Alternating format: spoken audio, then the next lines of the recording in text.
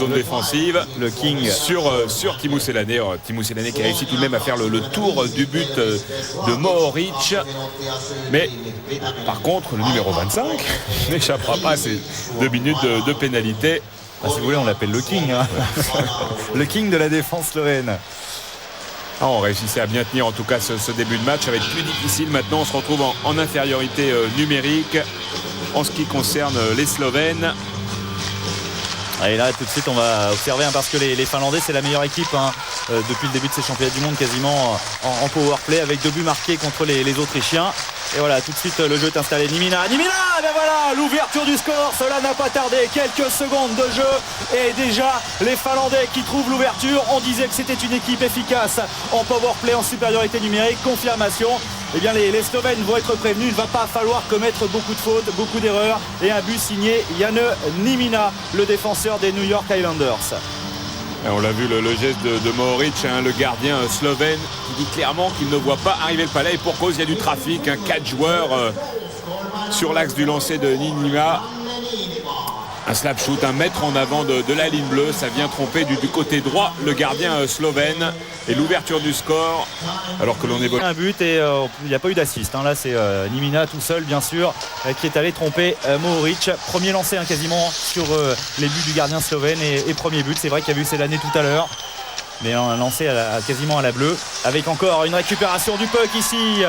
Et voilà le deuxième but finlandais. Alors là ça va peut-être tourner à la correction.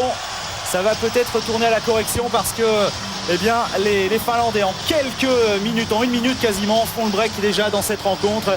Et peut-être que les Slovènes ont craqué un petit peu mentalement. En tout cas, la manque de rigueur dans la zone défensive à nouveau. On avait pris l'infériorité numérique dans la zone défensive. On avait commis la faute et Berg récupère le palais et vient feinter tranquillement le gardien.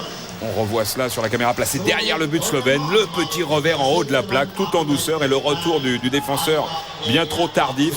Et Aki Petteri, Berg qui marque. Koivu qui cherche un partenaire démarqué. Et ce partenaire, c'était Ville Peltonen. Teemu Selanne également. Il y a Nimina, Selanne qui vient juste devant le but, qui essaie de tourner. Et voilà, Teemu Selanne. Vous l'aviez vu Stéphane, vous le montriez. Et bien Teemu Selanne, il a fait le tour, il est venu se placer dans l'axe et ça allait durer 20 secondes. Toujours un problème de marquage.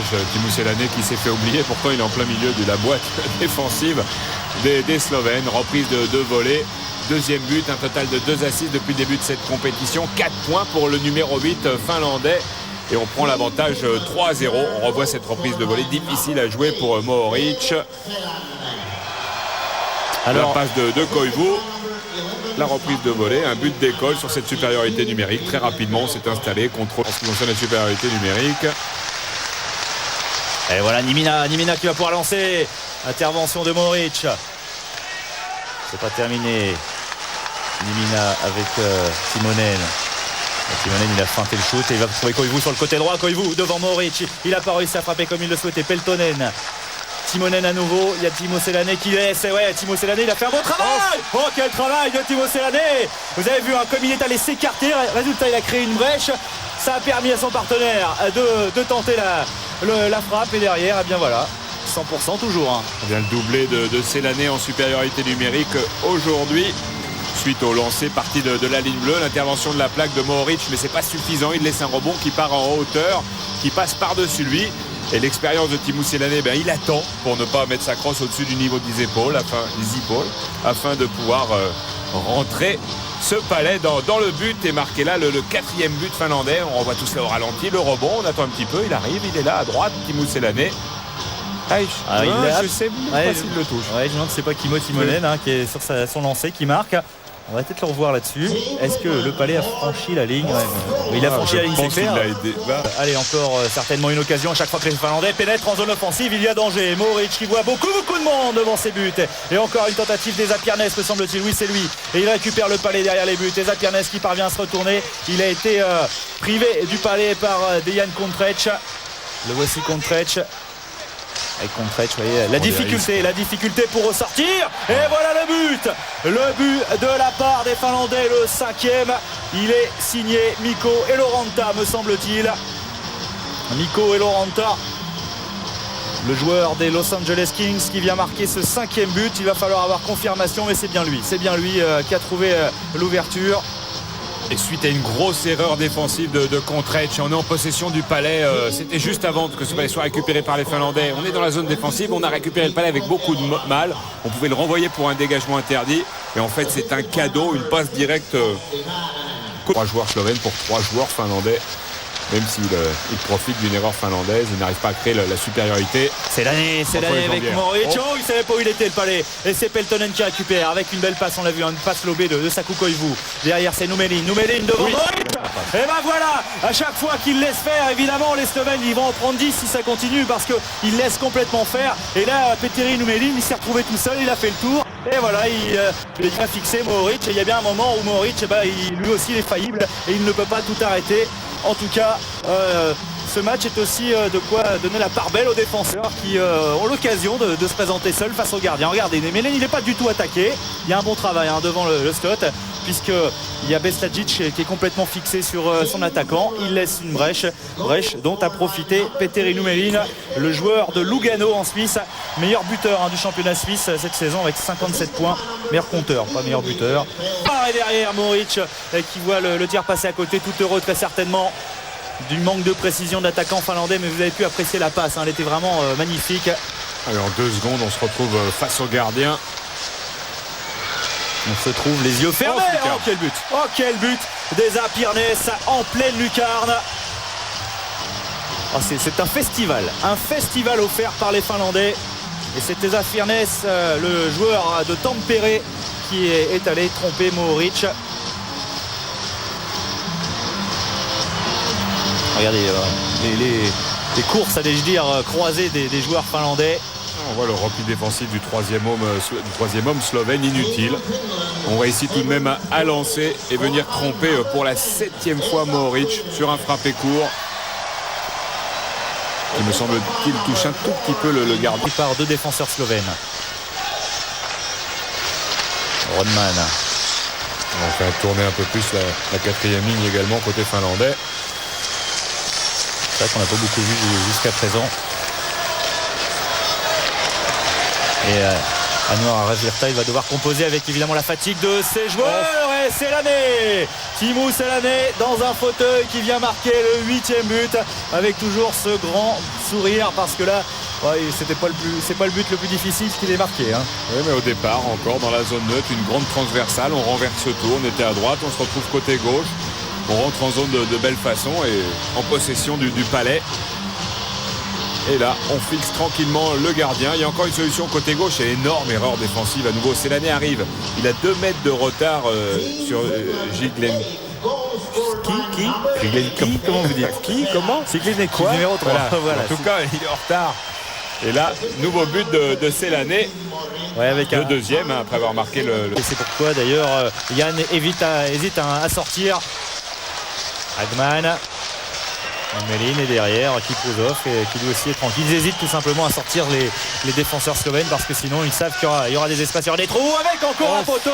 Et voilà, et bien en deux temps, Tommy Kallio qui parvient à aller marquer ce 9e but. La première fois c'était sur le poteau, la seconde fut la bonne pour le joueur de Göteborg, car il est champion de Suède d'ailleurs, Tommy Kallio, cette année. Enfin, il faut dire que Tommy Kallio, il a vécu une saison un petit peu particulière. 3 clubs NHL et 1 club suédois. Tout ça en une seule saison, et on revoit ce but. La déviation, c'était bien joué, le premier lancé. Il n'a pas de chance, et en même temps, il en a, Kallio. Ça vient taper le poteau. Et le rebond laissé par le poteau viendra à nouveau directement dans sa palette. Les Tchèques aussi, bien sûr. Mais ce sera le choc avec Vananen qui est contré, mais derrière c'est récupéré par Esa Pirnes. Et but. J'ai même pas vu. J'ai même pas vu le but. Bien vu. Mais moi non plus. Donc c'est allé vite. C'est Pirjeta qui a marqué. Là c'est Pirjeta, le joueur des Blue Jackets. Là c'est Pirjeta, il n'y a pas beaucoup eu de temps de jeu depuis le début. Et bien là il marque le 10e but. Alors il va être intéressant. Des joueurs qui évoluent sur la 3e et 4e ligne finlandaise. Ce palais récupéré. Il y avait 2 joueurs sur le dos. Je pensais que c'était contré au départ, mais ça passe entre les jambières de Glavic qui s'incline lui pour la 3e fois. C'est la 10e fois pour son équipe. Et voilà, il attend Tommy Kallio. Il y a quand même une grande disponibilité de la part des Finlandais. Il y a beaucoup de lucidité également dans le jeu parce qu'on temporise quand il le faut. On attend du soutien. Et résultat derrière, il y a une occasion et il y a un but. Celui-là, on l'a bien vu, c'est le 11e. Et donc, c'est le record. Tommy Kallio, il avait déjà marqué tout à l'heure en supériorité numérique au début de cette 3e période. Et ben voilà, 11-0 pour les Finlandais. Le tableau noir dont on parlait. Il y a quand même un peu de tout quand on observe cette rencontre. C'est vrai qu'il y a la faiblesse de l'adversaire qui permet ce genre de choses, mais les Finlandais sont un petit peu étalage de tout leur registre.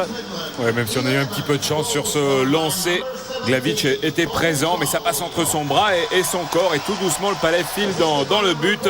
Kallio qui réalise donc un doublé. C'est la fête. C'est la fête.